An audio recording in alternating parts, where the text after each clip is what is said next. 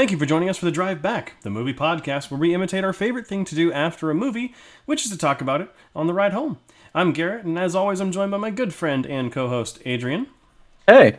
And today, we thought we'd have a pretty fun one. We do another discussion, a top 10 list, which we haven't done for quite a while. Yeah. And we thought we'd do our top 10 animated movies of all time.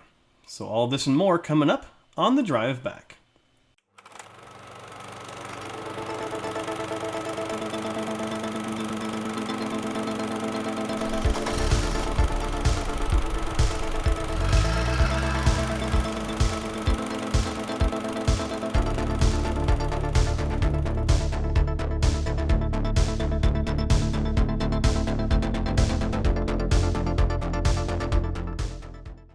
So top 10 animated movies of all time. This was a pretty interesting list to put together. I don't know about you. Yeah, it was for me as well. It came together, I want to say, quicker than I thought, but it definitely took some thinking. There's a lot of them out there. Yeah, I definitely had to reorder my list. Really quick to note, these are all movies, obviously, that I have seen. If there is a movie that's missing from this list that you think should be on there, I haven't seen it. Spoiler alert, Sure. Princess Mononoke is not on here. I haven't watched it yet. But It's also just based off preference. There's definitely movies that are considered perfect animated movies that aren't on my list. Yeah. Because they're not my favorite movies. It's a great thing called opinions. So let's go I haven't ahead. seen that one. Oh, yeah, right. It's the sequel to Minions. But Is that a Miyazaki film? surprisingly, no. But it's also worth it to note that my picks are in no order for which one is better than the other. However, my number one pick is the movie that I consider to be the best animated film of all time. So that is where I'll leave that. Mine is the same way. I went ahead and followed your cue. We talked about that earlier. So I have all mine kind of just in random. I don't consider my number one to be the best of all time, but it is my favorite of all time. Perfect. Well, let's go ahead and dive right in. Adrian, what do you got at number 10? Number 10, I have the movie Coraline. Ooh, very good. I know it might be considered stop motion, but when watching it, it very much comes across as animated. So I consider it in that bracket. Up for debate, but I think that movie's incredible. I think its storytelling is absolutely fantastical, and the imagination and basically everything about that movie is just top tier, and is absolutely incredible. Yeah, I totally agree. And it's one that I kind of forgot existed, really, which is so bad because I love that movie. It's a great movie, yeah. So- I feel like I don't want to say it's underrated because a lot of people like it, but I do feel like it's not as talked about as some other films, which might be unfair. It's a great film. Yeah, I know definitely wasn't as successful as they hoped for when it first came out, but it's got a huge cult following, so Totally, hopefully that yeah. helps out. Moving on, my number 10 is a Ghibli film, Nausicaa of the Valley of the Wind. Haven't seen it. It was the first anime film from Japan that I had ever watched, and Wow. I didn't think I would end up liking it, and I loved it. It's an incredible film with some really beautiful visuals and a great environmental message that doesn't sound too preachy, but it is vocal enough that it is pretty easy to grasp. So that is my number 10. Nice. How fun. I haven't seen that one. That's one of those ones I still got to check off from the list. But we'll get there eventually, I'm sure. Absolutely. So My number nine is Final Fantasy VII Advent Children. That's a pretty interesting choice. Yeah, I love this movie. I think this movie and its anime style of fighting and combat and the way that it's done, like fighting in the air for solid hour at times, is just so fun to me. I saw this movie when I was super young. The first one I saw was The Spirit Within, Final Fantasy VI, and I really liked that. That was pretty cutting edge CGI and technology for the time. And then Advent Children came out afterwards, and I still watch this movie to this day. I haven't played the game, but I do love the movie. You know what? That's quite all right. I haven't seen the movie either. I haven't played a single Final Fantasy except for probably the demo for 15, so I know nothing about it either. So I started at 10, and they've been pretty good since then. all right, good to know. Moving on, my number 9 is a movie that a lot of people again seem to forget about, except for in film circles, and that's Kubo and the Two Strings. That almost made my list. That was close. Such a gorgeous movie with a great story and just a unique aesthetic. This kind of half Western, half Eastern kind of influence. Also stop motion, right? Yeah, same studio Yeah. as Coraline, I believe. Yeah. So very interesting. We both chose those movies because that They're studio just an is underrated company, Leica. I Yeah, guess. Leica is a completely underrated studio, and they need more attention. But moving on, number 8, Adrian. Yes, number 8 for me is a Studio Ghibli film. It is Ponyo. Okay, yeah, you Uh, talk about Ponyo a lot. I've seen, well, don't call me out in front of our friends. I've seen quite a few Studio Ghibli movies now, and I had seen Ponyo. Ponyo was my first one that I had seen when I was younger, and I rewatched it when I was kind of going through them, starting to rewatch them again, and it still holds a top tier place for me. I just think this movie is incredible from beginning to end. I think it's magical, it's whimsical, it's serious where it needs to be, and it just hits every story point that I think it should, and it's just super, super fun. Yeah, it's one that I really want to watch. It's totally on my list. I want to get to it. We have so much to watch in the next coming months that it's going to be hard. But moving on, number 8, mine is probably an easy pick that you'd see on a lot of critics' lists. Number 8 for me is the original Toy Story. I mean, for the time, it was groundbreaking, and it had a story that touched kids and adults. And even now, like, you followed the Toy Story movies. They're built for, people my age who saw it when they were a kid when it first came out, and then you grow with the movies like the toys do. And it's an incredible feat that they've made 4 movies, 2 of which you're like, this shouldn't need to exist, but then it comes out and you're like, okay, I'm happy that it did. Yeah. I was just talking with Cassidy about this and some friends that I feel like I don't like I definitely remember them, but I could not tell you like verbatim what happens in 1 through 3 of those movies. Interesting. And I don't know what that stems from. Maybe I was just too young or I didn't care enough, but I like them. I know that somewhere deep inside, but I don't remember everything about them. It's totally fair. Yeah, maybe it needs a rewatch. No, it definitely does. Yeah, I've franchise been fever talking on that about one. rewatching. Yeah. But that just edged out. I had to go. I went back and forth. It edged out Wall-E, which I would consider to be Pixar's best film. But just the history behind Toy Story, and it's just incredible. Absolutely, yeah. Number 7. Number 7 for me is The Iron Giant. Very good choice. Another movie that was like a childhood film for me that I've kind of kept with me. And one of those things that I was so young, but its visuals and the grand scale of that movie totally stuck with me. And I still consider it incredible, and it definitely has a core memory slot in my brain for sure. It's an incredible film, and I haven't rewatched it in a while, so I would have to rewatch it before I considered putting it on a list like this. But I remember it being supremely underrated at the time, and Vin Diesel gave a great performance. Underrated that he's even in it. I mean, a lot of people don't even know that. But I totally understand that pick. Number 7 for me is a twofer. 2 movies that I consider to be a part of the same experience. I don't think you can watch one without the other, in my humble opinion. And Frozen. that is no. But it does start with an F. It's Fantasia and Fantasia 2000. Oh, haven't seen either of them. Very incredible motion pictures that blend a live concert performance with stunning animation. I've always preferred Fantasia 2000, I know, which is very controversial to Disney fans, but I really enjoyed those movies. I have a double pack that came out on Blu-ray when they came out of the vault. I love those movies, and as a lifelong fan of music, I know I had to get them, and I love the movie. So, awesome. Moving on, number 6. Number 6 for me, the foreshadowed Wall-E. Nice. Yeah, I love this movie. I'm a big space fan as well, so watching kind of a space robot movie was just out of the gate amazing, and I loved the story about it as well. Yeah, it's just incredible. And the attention to detail in that movie was probably I guess it's like the first more grounded, technically Pixar film that we got that really focused on those details of stickers and logos, and it just had so much depth in every scene that I found myself watching it over and over again, trying to look at everything. Oh, absolutely. Yeah, it's an incredible film, and I do think it is Pixar's best, and I would say it, Toy Story, and actually now Soul all kind of compete on that level for me. So I've heard there's also if you line it up with Dark Side of the Moon, it also lines up the same way that Wizard of Oz used to. Interesting. That is something I didn't know. I'll have to check that out. Number 6 for me is a movie that I never hear mentioned anywhere. And that is an Israeli film called Waltz with Bashir.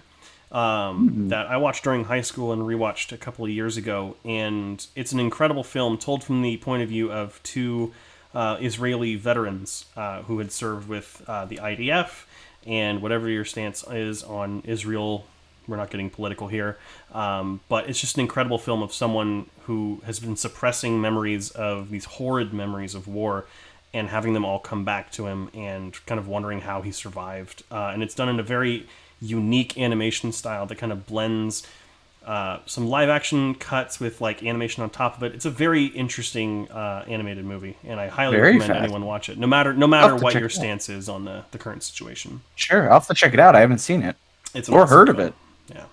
Yeah. So number 5, Adrian. Number 5, I debated moving this around in the order just for the namesake, but number 5 is Big Hero 6. It could have gone in place 6, but I really do, I think, just personally enjoy the concept of this movie more than Wall-E. I'm always a big fan of team-up movies and like group dynamics and all that. So I really love Big Hero 6. I mean, obviously, it's still talked about to this day, and I think people that haven't seen it, I've probably met quite a few people that haven't seen it, so I think it's underrated, or at least underseen, and I think more people should see it because it is really, really good, and referenced in the main Marvel movies in Age of Ultron. Did you know that? That's right. I do remember that Yeah. now. It's one of the Very voice interesting. options. Well, spoiler alert, when he has to swap out his head voice in his head, Iron Man. That's one of the voice options. The creator of Betamax. Very interesting. I didn't know that. Yeah, Um, Number 5 for me is probably the movie that, again, you would see this on every person's list. The easy one, it's The Lion King. The first movie I ever watched, as far as I'm aware, and a movie that I've always had a special connection to because of that. And it's a sure. beautiful animated movie that still, I mean, at times it looks a little bit old, but it still looks great to this day. And while Yeah, I'm not necessarily well, I'll just say it. I liked the live action Lion King. The animated one definitely does have a magic of its own, and it stands the test of time. And the retelling of Macbeth is, while it may be elementary, it's the visuals, it's the acting, it's the sure. characters that all bring you back in. So, Totally. number 4, Adrian. Number 4 for me is Moana. Solely based on that probably sing the songs from this movie like once a week. It is just so, I love the music for this. All but like 2 songs are S tier for me. I think it's super, super fun. So yeah, definitely my pick. I just think it's a great story and I love the music. I cannot argue with The Rock singing and actually doing well. That's Yeah, it wasn't it bad. blows my mind every time. What can Dwayne Johnson not do? Act in Fast and Furious 9. Well, he wasn't even in it. Exactly. Can't do it. Number 4 for me is actually a movie we covered on the channel and on the show, and that is Perfect Blue. An incredible, dark, powerful film that is just very moving in some of the right ways, but also some of the wrong ways. And these inventive visuals and twists that you don't really see coming is just a powerful piece of animation, and is one of the things that shows you that it's not just Studio Ghibli that makes the animated films in Japan. It's also people like Satoshi Kon who have made incredible films. His other film, Paprika, is one that I have had the pleasure of seeing recently as well, which is interesting that a lot of his films actually serve as inspiration. Perfect Blue served as the inspiration for movies like Black Swan, whereas Paprika is very clearly, and I think openly, the inspiration for Inception, which is I did not know that. very interesting. A lot Fascinating. of similar ideas there. So Interesting. I'll have to check out Paprika. I haven't seen it. it's a very interesting movie. It's really beautifully done, but it's a little weird. So just know that ahead of Brace time. yourself. Number 3, we're going to the top 3 for each of us. What breaks into your top 3 first? Number 3 is Spider-Man Into the Spider-Verse. Technically, an absolutely incredible achievement in animation. But more than that, it was fantastic storytelling, incredible plot, incredible script, incredible voice acting, all around an achievement, to be sure. And I hope that it continues to inspire. I don't know if we're getting another one. We are. Next year. Then that's fantastic. I'm even more excited. But as far as upping, or I guess I don't want to say upping, but changing the animation expectation in terms of what's possible, I think it really broke a barrier, and because that it still holds, it holds a top tier spot for me. Yeah, I agree. I agree so much. My number 3 is Spider-Man Into the Spider-Verse 2. Wow, we always line up on like one of these movies when we do it. It's mathematically it's going to happen. It is a masterpiece. I honestly, it is that good. Anyone who hasn't watched it yet, you're really doing yourself a disservice. Like this, it doesn't matter who the main character is. You are going to identify with the person in this movie, and it's great. It was what I considered to be the best Western animated film of all time, until we get to a movie that's higher on this list. But I'll save that for a moment. But yeah, I mean, I wholly agree with you. So number 2. I'll go for number 2. My number 2 is a movie I've talked about on this podcast before that Garrett had never heard of, and a lot of people probably haven't seen, but it is a movie called Appleseed. Yes. It might not hold up anymore, like if you were to go back and watch it now, but this is probably the first, as far as I can remember, this is the first animated film I watched, like as an actual, maybe like preteen, like able to watch my own films by choice with friends. And I still think it totally rocks super hard. I think it's an awesome movie. I think it's got super cool sci-fi elements to it and really neat concepts and really great animation. I love it still to this day. Very interesting. Yeah, still haven't seen it. Still haven't. I know you talk about it all the time, but I still haven't looked it up or anything. So I'm gonna have to look it up today. My number 2. This is gonna blow your mind because I went back and forth on what my number 1 was, and this was it for so long, and it has fallen to number 2, which is Spirited Away. Which I long considered to be the best animated film I've ever seen. And for many instances, it still is. It's an incredibly inventive and beautiful film, which it's perfect from start to finish. There's no real way around it. And whether you watch it in Japanese or in English, both versions are incredibly acted, and it's just a fantastic film. The one that really sold me on Studio Ghibli. Definitely. Yeah, I agree. It's an incredible movie. Definitely a top tier. Drum roll. It did not make mine. I was going to say, it did not make my list. And my number 1 might be a little bit of a curveball. But again, this is my favorite animated movie, and it became my favorite animated movie after a rewatch in my adult life, after somewhat forgetting about it. But that movie is Tarzan. Very interesting. Watching it again in my adult life, I think changed something in my brain. Like, it was so good that I talked about it. I bought the vinyl for the soundtrack because the music is so good. The storytelling works for both kids and adults. Like, I think the visuals are very fun for kids, but the message is very grown up throughout it. But it does this crazy thing of strike a balance between parents loving to watch it and children, and it just is. I think that's an achievement in and of itself. And I think the movie is absolutely amazing. It hits so different as an adult, and I loved it through and through. I mean, the only thing you got to put up with is Phil Collins, which is a little debatable for some people. He also did... That soundtrack is incredible. He did steal the Oscar from the South Park guys, just saying. They deserved it for Blame Canada.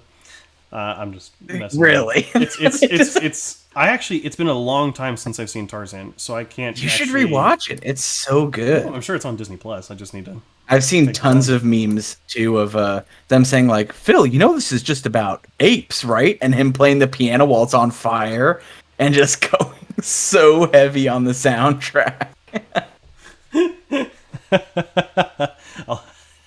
That's great. Yeah, that's one I have to rewatch, definitely. All right, drum roll. Drum roll. Number 1, what I consider to be the best animated film of all time, and most likely, just of all nations, is a movie that I guarantee none of you have heard of. And that is a film called It's Such a Beautiful Day. It is an animated film by a filmmaker named Don Hertzfeldt, who, as many of you may know from YouTube, the Rejected Cartoons short. Yeah. Yes, so he is a filmmaker and made a film called "It's Such a Beautiful Day," and it is stick figures. It's literally just stick figures, and the only reason you can tell the main character apart is because he wears a hat. And Awesome. it's all about him going through reaching the end of his life and realizing, like, dealing with mental illness, and it's just very interesting at showing despair but also hope, and just desperation and mental illness, like showing seizures, like how a seizure might actually look. I mean, I haven't seen one before or been through one, but just a beautifully animated film that's also darkly funny in its own way, like Wow. its own absurdity. The only issue with this movie is that you cannot rent it, you cannot stream it, you have to buy it. I actually had to special order a Blu-ray of it to watch it Oh, again, wow. because I rediscovered this movie at a very crucial time in my life, and it kind of really nailed it home for me. So it is That's just, awesome. I'll have to check it out. I love his talent, his oh style, yeah, and everything is super unique. So it I'll have to is check it out. an incredible film. So, Wow. but that brings us to the end of our top 10 animated films of all time. I will be putting together a blog post about this with a more in-depth reasons why, which you can check out. I'll put the link down below. But Adrian, for you, just really quickly, what do you think makes an animated movie like your favorite or the best? Like, what makes the one stick out to you? To me, I think it's more the ones that like affected me. Like for example, we watched Akira, which is definitely regarded as on many lists as the number one movie ever in animation still. But I don't think it made me think. Yeah. It didn't cause me to like mull over any of its concepts or really go think too hard. And a lot of the ones on my list, aside from the musical ones that I just like, really made me think about whether it's life in general, kind of like your pick, how it approached you at a crucial time in your life. Yeah. A lot of the movies on my list did the same thing. So they made me feel something. They made me think about it. They changed me. And I think those movies, let alone that makes a good animated movie, but I think that's what makes my favorite movies in general. Gotcha. I think it's a lot the same for me. Obviously, how it touches you, but also animation is the one true film genre that you expect or you want to be beautiful more than anything else. And I think the beauty of the Yeah. animation is also very key. Whether that's something like Spider-Verse, which is more of a your typical Western animated film, or it's Spirited Away, or a movie that's animated but it feels like real life with the Lego Movie, which was just edged out on my list. Same.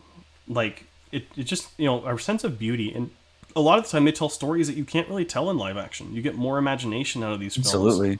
so that's also very important. But great discussion, though. I think animated films are we actually quite a few here on this show, and I feel like a lot of people overlook them. A lot of people think that they're just for children, and that's a huge misnomer.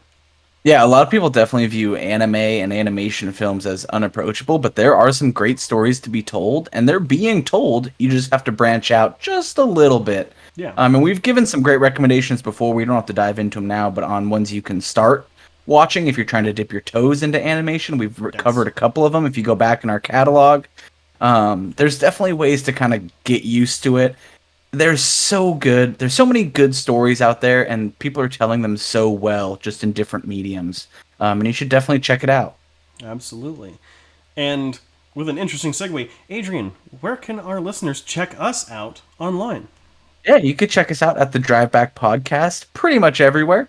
We like to post on Instagram every time we post a new episode and interact with some people there. We get some nice, fun comments going. We're here on YouTube at the Drive Back Podcast as well. We post exclusive content. Did they go up yet? The reviews? So we have exclusive content. The Fast and Furious 9. That is up, and so is And the the Conjuring. Perfect. Yeah, we do kind of the ones that are actually in theaters or brand new and those big movies that everyone's wondering about. We do put exclusive reviews, spoiler free typically. We'll sometimes do a separate spoiler one, but we do post those here only on YouTube, so you won't catch those on the apps that you're listening to us on now if you're not seeing our beautiful faces. But if you do hop over to YouTube, then you can go ahead and find us there and some nice exclusive content. So make sure to subscribe, hit the bell, and comment down below. Did you like our picks? Did you not like our picks? Do you have a totally different list? let us know. Are we wrong? Well, no, because it's an opinion, but, still like discussion anyway. But thank you so much for watching. Thank you so much for listening, wherever you're listening to or watching us. And we'll see you guys next time on The Drive Back. Thank you for listening to this episode of The Drive Back. Make sure to be on the lookout for new episodes every Monday, and make sure to follow us on social media.